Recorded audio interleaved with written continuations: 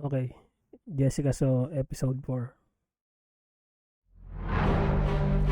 Lalo pang nakagugulat ang mga isiniwalat tungkol sa mga proyektong di umano kinurakot, kahon-kahong pera, dinadala raw sa opisina ng mga opisyal ng DPWH.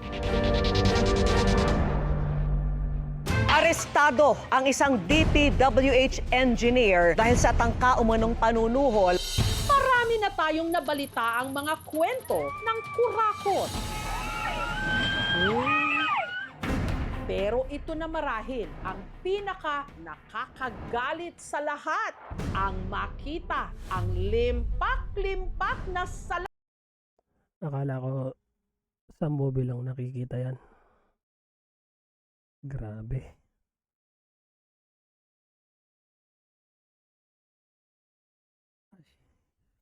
Bilyon. Tapi sa opisina di umano ng DPWH. Sa office po namin yan, sa Bulacan First District Engineering Office. Sa office po namin, normal po yan. Ang mga nasa larawang ito, magkano kaya suma total? Yung mga designated person po na pagbibigyan yan, Your Honor. Diyan lang po ako nakakita ng ganyan karaming pera. First time ko po yan. Pinicturean ko, natuwa po ako. Isa si Engineer Bryce Hernandez sa binansagan ni Senator Panfilo Lacson na BGC Boys o Bulacan Group of Contractors. Tuwan-tuwa, oh. Ang tawag sa 5 mga tiga DPWH na di umano nangurakot at naglustay ng 950 million pesos na kanila lang ipinatalo sa kasino. Base ang mga ito sa official at validated na record mula mismo sa 13 kasino sa Metro Manila, Cebu at Pampanga. Sabi ni Senator Marcoleta kahapon, ligtas ka na. Hindi po ito totoo. Si Senator Jinggoy Ejercito Estrada, Senator Joel Villanueva, Yusek Robert Bernardo, at D. Alcantara. Yun Mr. pala yung President, Bernardo. I rise to repudiate the utterly false and baseless accusations made against me. Tayo po ay more than willing mag-undergo at sumali sa anumang investigasyon sapagkat wala po tayong tinatago. May pasabog din ang Wala naman mag-asawang palang tinatago, Pacifico eh. Curly II at Cesara Sara Diskaya. Ayon sa PCIJ o ang Philippine Center for Investigative Journalism, ang 6 na construction companies na itinatag ng mag-asawang Diskaya nakakuha ng 345 na mga proyekto mula sa gobyerno sa halagang 25.2 billion pesos mula 2022 hanggang 2025. Ang mga Diskaya rin mismo ang nagbunyag ng napakamarangya nilang pamumuhay sa kanilang mansyon na building sa Pasig kung saan meron silang halos 30 luxury vehicles. Sa hearing sa Senado sila kumanta ng mga kongresista na kanila raw sinuhulan, pati na ang mga opisyal ng DPWH. Katulad ng inasahan, karamihan sa mga sangkot na politiko tumanggi sa mga paratang ng mga Diskaya. Kabilang na si Ako Bicol Representative at dating chairperson ng House Committee Pag-uwi niyan, naka-wheelchair na, tsaka may brace yung leeg. on Appropriations Zaldico at House Speaker Martin Romualdez Nako. na kapwa pinabulaanan ang mga paratang. Pero biglang bawi rin ang mga Diskaya sa pagbanggit kay Ko at Romualdez. Hindi po ako nagkaroon ng anumang klaseng transaction sa kanila. Kaya nabanggit po ang mga pangalan na yun dahil yun po ang madalas na sinasabi ng mga kausap ko po ng politiko. Sa hearing sa Kongreso, nagkaharap sila ng karibal nila sa politika na si Pasig City Mayor Vico Soto. Kasinungalingan po talaga. Hindi lang sila basta naglalaglagan, gusto nilang magulo ang kwento. Pagkatapos ng hearing, nagpaunlak si Mayor Soto ng interview. Mayor Vico, maraming salamat sa interview na ito. Anong masasabi niyo sa nagiging takbo nitong mga investigasyon sa mga di umano kinurakot na proyekto ng gobyerno? Siyempre hindi tayo natutuwa dahil sa masamang nangyayari. Pero natutuwa ako in the sense that parang mas may pakialam ang mga tao ngayon. Now we talk about the Diskayas. Mayor Vico. Favorite topic yata ng lahat ngayon. Oo. Sabi nga dito sa kaso na ito, ang sinungaling ay asawa ng magnanakaw. Sabi mo hindi ka panipaniwala dahil Bakit naman siya humarap dun? Ulit. Ay asawa ng magnanakaw. sabi mo hindi ka panipaniwala dahil sabi nila 2 to 3% lang yung kita nila. Pag kanina, nag-iba na naman yung statement. Umaabot naman daw sa 10 to 15% yung kita nila sa project. Pero dun mo nga makikita, talagang hindi mapagkakatiwalaan eh. Kasi paiba-iba ng kwento na baka kasama sa game plan na lituhin lang tayo. Baka mamaya, tanggapin natin lahat ng sinasabi nila. Yun pala ang endgame, walang ma-produce ng mga ebidensya, wala na mangyari sa mga kaso. Gusto nila na hindi na natin malalaman kung ano totoo para eventually mawawala na lang na parang bula. Ayoko na rin na parang sila lagi yung topic ko. Hindi lang naman sila yung dapat natin tingnan. Importante ngayon, managot ang dapat managot. Hindi lang sa ghost projects, kundi sa corruption in general, na mukhang ito nagiging mas malinaw na. Sindikato talaga to. Kong Roman Romulo of Pasig City. Kaalyado ni Mayor Soto si Congressman Roman Romulo na pinangalanan din ng mag-asawang Diskaya. Pinabulaanan nito ang sinabi ng mga Diskaya. Mayor, kaalyado nyo si Congressman Roman Romulo, di ba? Nabanggit ho siya doon sa mga hearing. Anong reaction nyo ho doon? Mahirap magsalita kasi whatever I say, sasabihin lang ng tao na hindi kasi kaibigan mo yan, kaya ganyan. Pero ang sinasabi ko lang, tingnan nyo ng maigi yung konteksto ng sinasabi ng Diskaya na yan. Kasi kilala na natin, nakita natin nung campaign period hanggang ngayon, paano sila magsinungaling. Ganito na lang po. They have hundreds, if not thousands, of contracts in government. Sabi nila sa Senate hearing, to quote, wala kaming magawa. Wala kami magawa dahil kung hindi kami makikisama, gagawa nila ng problema ang project na na-award sa amin sa pamamagitan ng mutual termination. Puwersado daw sila magbigay ng SOP. But out of thousands of projects, they named 26 individuals. So dun pa lang, makikita mo nang may mali dyan. Sinasabi mo, wala kang choice kundi magbigay. Bakit 26 lang yung pinangalanan mo? Ang gusto ko pong tanungin sa inyo, pwede ho bang bigyan nyo na po kami ng kumpleto na listahan? Your Honor, I invoke po muna my rights po. Pag naririnig mo itong mga lumalabas ngayon, kung sino mga nakatanggap ng bilyones na mga bribe, how does that make you feel? Parang minsan napanghihinaan ng loob. Pero at this point, gagawin ko kung anong kaya kong gawin. Hindi ko kaya baguhin ang buong sistema. Pero kung ano yung sphere of influence ko bilang mayor, gamitin ko para sa tama. Where is that coming from? Given kung ano na yung mga nakita mo na dumi sa gobyerno, bakit optimistic ka pa rin? Hindi ko alam. Pero, hindi, pero alam nyo nung Jessica, naalala ko lang, kanina sa house pinakita yung pictures ng pera. Parang kahit sa picture, ngayon lang ako nakakita ng gano'n, na buong kwarto, punong-puno ng pera. Binibilang ko siya. Nakita ko yan sa Breaking Bad. Mas marami pa yan kesa dun sa Breaking Bad na series. Panoorin nyo yun, napakaganda. Phone ko, kung ganito, 1 million, umabot ng 300 million na.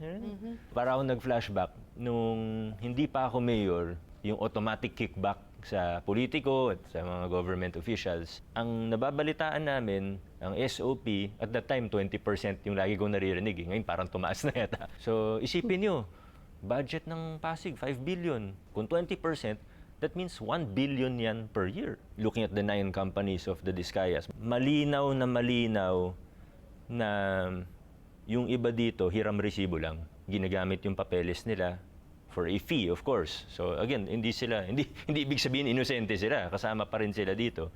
O baka sila yung kumukolekta. Ang mga Diskaya rin ang may-ari ng St. Matthew General Contractor and Development Corporation na isa sa 2 mga kontratista na gumawa ng flood control projects sa Barangay de la Paz sa siyudad ng Binyan sa Laguna. Kalsada huyan talaga, pero para na siyang Venice sa Italia dahil sa baha. At alam nyo ho, meron daw inilaan dito na 200 million pesos na flood control project. Pero tanong ng mga taga rito, nasan niya mga proyektong yan? Bakit hindi tumalab? Kasi yung baha dito ay 3 buwan na raw po na hindi bumababa. Nay, Tay, Grabe dito ho naman. kayo nakatira sa tricycle? Paano ho yun? Naupo ho doon sa tricycle. Bakit po? Eh, yung bahay namin, di po po tubig eh. Ayaw nyo na umuwi doon. Eh, wala nga po kuryente pati. Paano kayo nakakatulog ho niyan, Tay? Nay, Bayan na lang po ng ano yung katawan. nakakahiga po kayo dito? Doon balik kami nakahiga. Tiis na lang po. Medyo dahan-dahan lang, madulas yung kahoy eh. So mahirap to para sa mga bata, mga senior citizen. Kayo, Nay, ano masasabi nyo? Palakihin nilang bahay nila, pahirapan nila kami. Hirap po kasi yung sitwasyon namin, mami. Kasi yung anak namin nag-aaral, tumitigil dahil sa baha. Sa tagal ko po dito sa De La Paz, siguro 10 years na kami. Eh, once a year, every year, nangyayari to. Ganito. So, opo. Eh sabi may flood control project daw kayo, 200 million.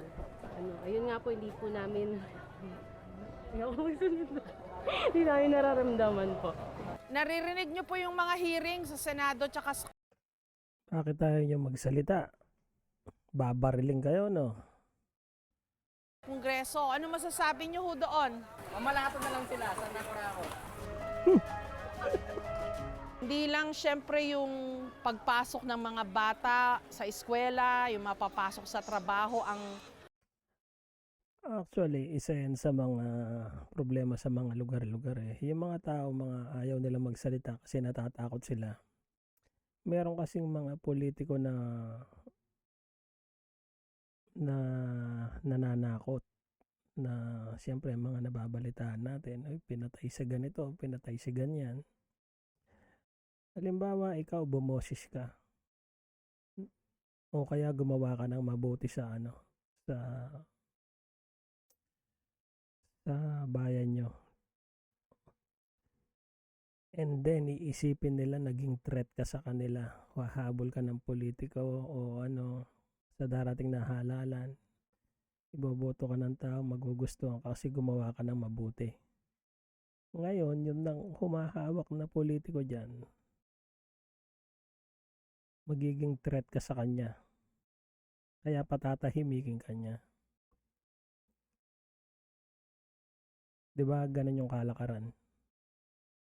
Kadalasan. naapektuhan, pati yung mga maliliit na negosyo nandun sa looban. Una po, bakit to nagkaganito tong inyong kalsada dati? Ano nangyari? Kasi po ma'am, kung papansinin niyo po ang aming mapa ng aming barangay po ay pinalilibutan po ng bodies of water. May Binyan River, merong Ilog Mariano at nasa unan po ang Laguna de Bay. Once tumaas ang tubig ng boat rivers at po ang Laguna de Bay, talagang nag-overflow, nagbabackflow na po siya sa residential. So, dati pang ganito? Yes po. So ano ho ito? Bahagi na ng buhay ng mga taga rito? Unfortunately nga po, dahil catch basin po kami ng tubig po. So, July, August, September. So, pangatlong buwan na ho ito. Opo, baka sa amin ng tansya ho, ito'y baka abutin pa ng December. Pero nasa na daw po yung 200 million po na nakalaan na flood control project dito? Meron ba? Actually, ma'am, ang flood control naman po dito sa Binyan River po ay kumpleto po. Kumpleto? Kumpleto po. Wala naman pong talagang naging kulang po doon sa Binyan River. Po effective naman kasi hindi na po ganun ka-drastic po yung baha tulad po dati. Oo nga, effective. Effective nga. Pero dapat sinamahan siya nung solution sa Laguna Lakeside. Tama Yes ba? po, dapat po. Oo, yung ang na-address lang yung sa ilog. Yes po. Actually, dapat ang local government at saka national government is magkatulong. Kaya ang hiling ho namin sa ating national government is sana i-dredge po ang Laguna Lake ho natin. Kasi talagang yun ho ang nakikita ho namin long-term solution Long-term sa baha solution po. ito. Sa pangkalahatan, masasabing incomplete yung flood control project dito sa inyong lugar. Kasi ang in-address lang yung ilog. Yes ma'am, in a way, ganun ho. Pinuntahan ng aming team ang 2 flood control projects sa tabi ng ilog na ayon mismo sa sumbong sa Pangulong website, nagkakahalaga ng halos 200 million pesos. Ang naunang ginawang proyekto sa 2, nagiba matapos daw humagupit ng bagyong Krising noong Hulyo.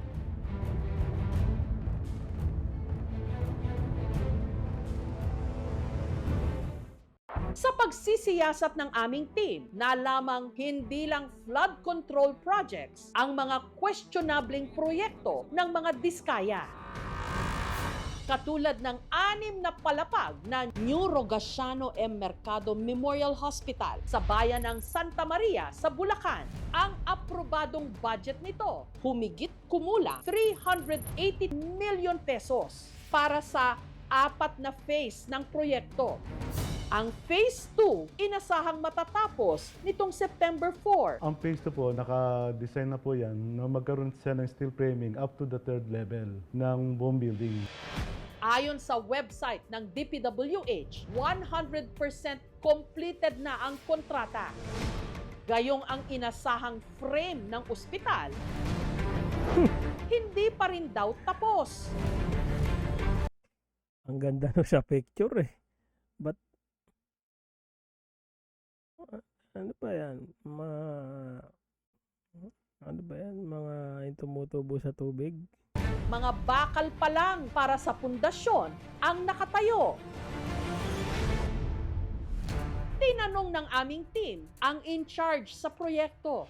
Ang Phase 1 ng proyekto na nagkakahalaga ng 60 million pesos, hawak daw ng local government unit ng Santa Maria. Yung design phase po na nasa 28 million more or less. And then yun po, yung remaining po, yun naman po ay inalat doon po para naman po doon sa first phase po ng construction. Tapos na po namin yun sa amin. As early as kundi March or April 2025. Ang Phase 2 naman, hawak daw ng DPWH Bulacan 2nd District Engineering Office. At ang nakalaang pondo para rito, mahigit 71 million pesos. Ang kontratista, Great Pacific Builders and General Contractor Incorporated, na pagmamay-ari rin ng mga diskaya. Ayon kay 2nd District Engineer George Santos ng DPWH Bulacan, habang ini-implement at ginagawa nila ang Phase 2 ng proyekto, nalaman daw nila na kailangang lagyan ang pundasyon nito ng tinatawag na geosynthetics. Ito po isang parang layer of fabric na makapal para maiwasang makapasok ang moisture mula sa lupa na papunta sa mga pundasyon ng building. So yung unit cost po nito, nung materials pa lang, nasa 4,200 plus po. Per square meter po to. Yung quantity po na nakalagay na dito is 2,028 plus na square meter. So sa materials po natin, nag-amount po to ng total na 8,705,000 plus. Kung ipa-plus natin yung labor and equipment plus yung materials, nagkakahalaga na po siya ng 11,024,000. Pero dahil wala sa original budget ang kakailanganing 11 million pesos para rito, kinailangan nilang bawasan ang budget. Meron po kami kinuha ng pondo na part ng project sana sa Phase 2. Dahil kulang na ang budget dahil sa dagdag gastos na geosynthetics, nag-iba na ang plano para sa ospital. Imbes na 3 stories ito, ang kinaya na lang ng natirang budget, yun na lamang pundasyon. Kaya po siya naging completed sa Phase 2 despite na hindi Naging pundasyon na lang. Tapos yung pangatlong palapag ng steel framing, kasi nga po, yan po ay napunta doon sa ibang items na kailangan gawin. So ang tawag po dyan ay variation order. Kaya po natapos yung Phase 2 natin ay nanggawa na po yung mga changes sa variation order. Sa market, perolyo talaga siya. If they are saying na per square meter nila nakuha and yun yung ginamit nilang cost, magiging mahal nga. Again, benefit of the doubt. No? Ideally, in a construction industry, meron dapat nagpi-peer review of that amount. Kung tama yung nilalagay na costing ng contractor, ng supplier, laging may check and balance din. Ang tanong ngayon, matatapos pa kaya ang ospital na kailangan pa man din ng mga taga Santa Maria? Ang bidding para sa Phase 3 and 4, sinuspinde nito lang Marso. Matetenga po ang ating proyekto. Siyempre nakakapanghinayang. Malaking tulong dahil in case po na magkaroon ng karamdaman, malapit na lang. Sa kasalukuyan, kailangan nilang magsiksikan sa nag-iisang pampublikong ospital dito. Year 2023, nakumpahin ako dahil po kasi noon maraming pasyente.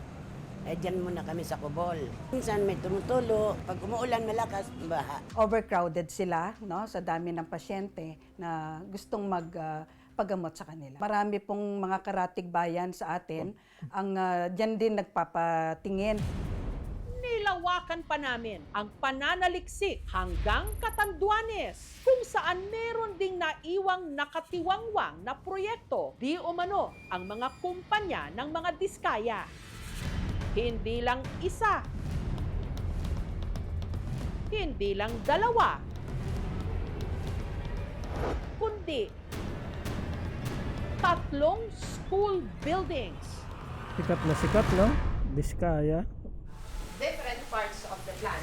Bago pa raw nadistino sa Viga Rural Development High School ang teacher na si Cherilyn taong 2019, nasimulan na raw ang pagpapatayo sa karagdagang school building ng kanilang senior high school department sa halaga halos 36 million pesos. Yung laboratory po sana makakatulong yon para magkaroon ng hands-on experience yung mga bata. Ang kontratista, Alpha and Omega General Contractor and Development Corporation ng mga diskaya. Pero sa hindi raw malinaw na dahilan, ang konstruksyon natigil taong 2022. Po, sa ngayon, kung titingnan nyo, yung building po, ang makikita nyo lang doon ay 2 classrooms na hindi tapos, saka po mga poste. Napipilitan na lang daw ngayon ang eskwelahan na pagkasyahin sa 15 classrooms ang halos 500 mga estudyante nila sa senior high school. Siyempre po, naaapektuhan yung learning experience ng mga bata kasi limitado po yung kaya lang na ibigay ng eskwelahan para sa kanila. May mga classes po na 50 plus yung students. Nagiging congested po kami. Mainit po siya, parang hindi siya conducive area para po matuto po kami ng maayos.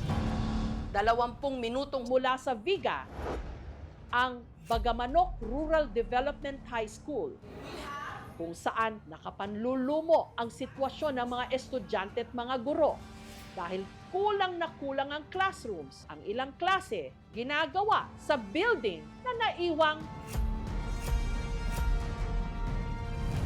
hindi tapos. Unang-una, masikip, pangalawa mainit, at hindi talaga mabibigyan sila ng tamang space para sila ay makapag-aral ng mabuti. Sa part po ng teacher, mahirap po yung situation kasi since hindi po siya tapos, kailangan tanggalin po namin lahat ng school records, lahat ng mga instructional materials dito kasi kapag umuulan or hindi man, pwede po siyang nakawin. 2018 pa raw sinimulan ang construction sa 4-story building pero naiwan din ito ngayong nakatiwangwang, gayong ang nagastos 36 million pesos. Sabi sa amin nung aming principal, ang taas niyan pwede natin gamiting venue bilang ballroom or activity room. So excited po talaga ang lahat. Yun nga lang, gumuhong parang bula, hindi naman kasi natuloy. Kakagalit. Kasi basic necessity na dapat binibigyan ng gobyerno ang classroom sana na hindi na pangyari. Particular na yung mga bata, ang siyang nagdurusa. Wala naman akong choice para mag-aral kahit ganito yung paaralan namin para lang makapagtapos. Sa bayan ng Higmoto, dito pa rin sa Catanduanes, agaw pansin din ang nakatiwangwang na 4-story building ng Higmoto Rural Development High School.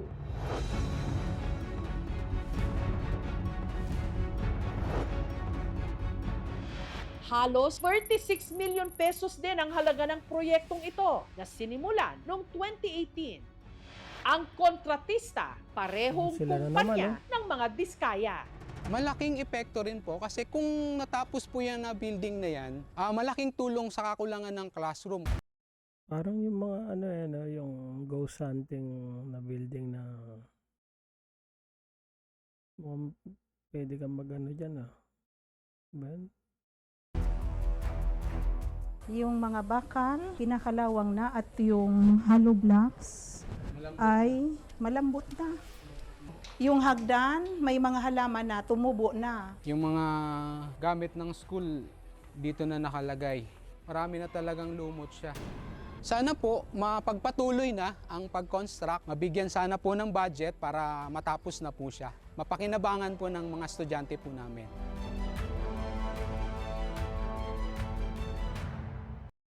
이보토가 출시한 놀라운 AI 사진 선별 기능. 똑똑한 알고리즘으로 수많은 컷 중에서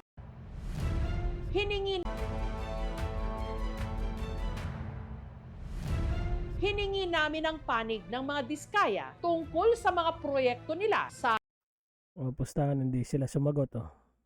Binyan, Laguna, sa Santa Maria, Bulacan, at sa ilang mga bayan ng Catanduanes. Pero tumanggi munang magbigay ng anumang pahayag ang kanilang kampo. Marami kasing kaso na pwedeng masampa sa both the private individual and the public officer. So unang-una nandyan yung indirect bribery, andyan din yung direct bribery, corruption of public officers, andyan yung malversation of public funds, tapos andyan yung violation ng Anti-Graft and Corrupt Practices Act, crime of plunder. Sa pagkakabuking sa mga maanumalyang proyekto, lumalakas din ang panawagan para sa malinis at tapat na pamamahala. Mula sa pagiging konsehal, naging mayor ng Pasig si Soto taong 2019. Winakasan niya ang magtatatlong dekadang political dynasty ng mga Eusebio. Nasa ikatlo at huling termino na siya bilang mayor. Kung iti-template nyo ho yung ginawa ninyo, how were you able to navigate through an old bureaucracy? Alam naman sa Pilipinas, patronage pa rin talaga ang framework ng politika. Yes. So maraming loyal nun sa former administration. In chronological order, number 1 would be leadership by example. Kahit anong gawin mo, kahit anong reforma, kahit anong pronouncement, sabihan mo yung clerk o yung admin aide, uy, huwag kayong magnakaw, huwag kayong humingi ng suhol, hindi kayo huwag kayong tumanggap ng lagay. Alam nila yung sa taas. Yun yung ginagawa. Alam nila yung mayor. Sabihin nila, yung sa mayor nga, 1 billion eh. Sa amin, 5,000 lang naman. So I think number 1 is really leadership by example. Alam ng mga tao dito na, dito sa mayor's office, a mayor, 0. So, yung moral ascendancy ba? Meron. Would you say, Mayor Vico, na 0 ang corruption dito sa Pasig? Or No, hindi ko kayang sabihin na 0. Sa sarili ko, kaya ko sabihin na 0. Reality, hindi mo naman kaya sabihin na 0 for any office or any agency. Pero kaya ko sabihin na 99% natanggal namin. Of course, we're always aiming for 100% success. Hanggang may konti pa dyan, tuloy-tuloy ang laban. Kung gusto natin talaga magbago bayan natin, kung gusto natin mag-level up tayo bilang isang bansa, kailangan kahit maliit, dapat ituring natin siya na nakakagalit, nakakadiri. Yan lang talaga ang solusyon. sa totoo lang, can you envision a future na pag lumabas ka sa kalsada at may nakita kang, uy, maganda yung kalsada, walang kinita dyan? Naniniwala ako na opo, makakarating tayo doon. It will not be easy, it will not be quick, but if more of us, rather than less of us, continue to push the system, push the boundaries of what can be done, of what is normal, to denormalize corruption, normalize practices of transparency, for instance, makakarating at makakarating tayo dyan. Nagsimula na ang mga kilos protesta. Biyernes, nagrally at walkout ang mga estudyante ng University of the Philippines sa Diliman. Kahapon, malaking rally ang idinaos sa EDSA. Hindi po pwede na tayo po ay masiraan ng loob at mawalan ng pag-asa. Tuloy lang natin ang laban dahil ang laban natin ay hindi para sa sarili natin, kundi ito ay laban para sa bayan. I think for those of us with the platform, the burden is on us to keep talking about it, keep sharing what we know, really just helping to push everything forward. Kasi ito na to eh. Ito na yung opportunity. Alam kong sawang-sawa na po tayo sa mga lumang kalakaran. Ayaw na natin dun sa mga babalitaan na korupsyon. Pero kung 1, 2 tao lang kikilos, walang mangyayari. Kailangan lahat po tayo. So let's all do what we can in our own ways, in our own capacities. And hopefully, before we know it, we're in a better Philippines. Thank you, Mayor Vico. Thank you. Salamat po. Sa pagtatapos ng ulat na ito, balikan natin ang mga pera sa mesa ng Marahil siyang magiging simbolo kung gaano kalala ang pangungurakot sa ating gobyerno. Lantaran, garapalan. Habang ang higit na nakararami, hirap na hirap maitawid ang bawat araw. Di ka pwede maglakad dito pag nakashot ka na, pa-shot ka sa tropa. Hinilang bahay nila, pahirapan nila kami. Tandaan, pera natin to. Magbantay kung gusto natin ng pagbabago ang mga tiwali. Huwag nating tatantanan.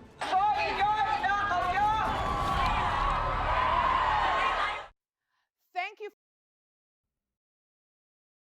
Okay.